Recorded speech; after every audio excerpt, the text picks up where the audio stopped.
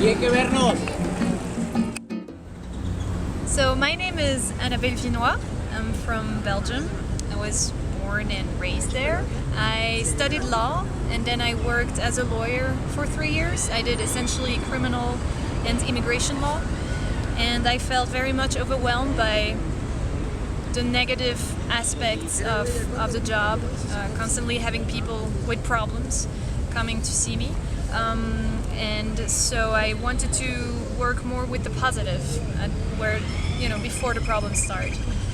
And that's why we decided to quit our job, to quit my job at least, and to start biking around the world. That was the idea. My name's David Meyer. I'm from New York originally.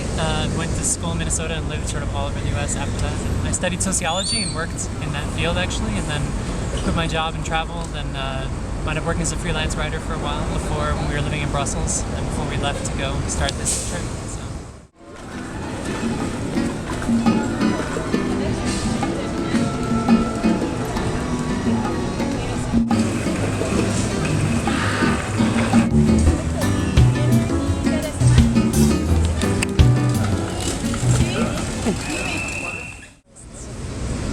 Our idea when we started was we wanted to we were cycling, we knew that much, and we wanted to also stop and work on permaculture farms.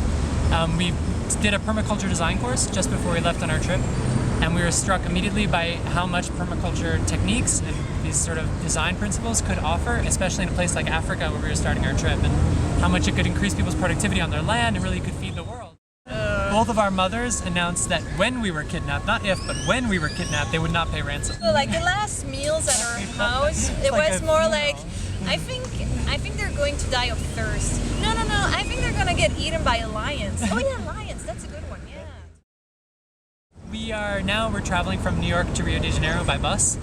This sort of came out, originally we thought we were going to cycle around the world when we started our trip. And it was only after 16 months in Africa, we were just overwhelmed but being confronted every day by all the problems. The idea is to arrive in Rio in June 2012 for the Rio Earth Summit, the Rio Plus 20 Earth Summit, which is the UN Conference on Sustainable Development, which is going to be discussing climate change and other sort of sustainable development issues. But then the idea is that along the way we'll be filming also grassroots environmental organizations and people taking action and sort of show what positive stuff is going on and to focus on solutions which are out there and they're easy to do actually, if people just knew about them, I think. So.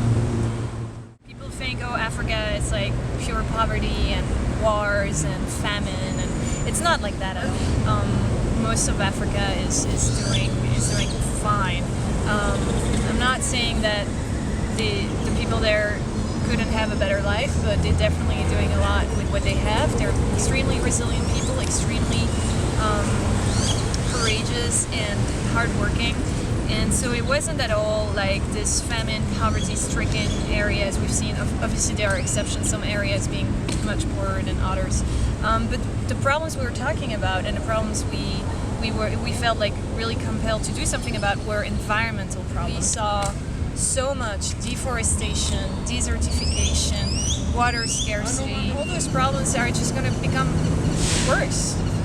The population is growing and climate change is hitting too. Like we saw it. We actually went to the foot of the Kilimanjaro and we saw that indeed it is not a real ice cap up there anymore. It's just a part of what it used to be. And we saw all those images of Kilimanjaro and then we could see the difference. And how can you deny that climate change is happening? It's there. It's people everywhere have told us about how the rain season hasn't come, how it's really weird because it's too wet but not at the right time, how things have changed, and it's everywhere, whether in Africa, here in Mexico, in the US, in Belgium, everybody's talking about it. It's happening. So that's what we want to do. We want to show the solutions.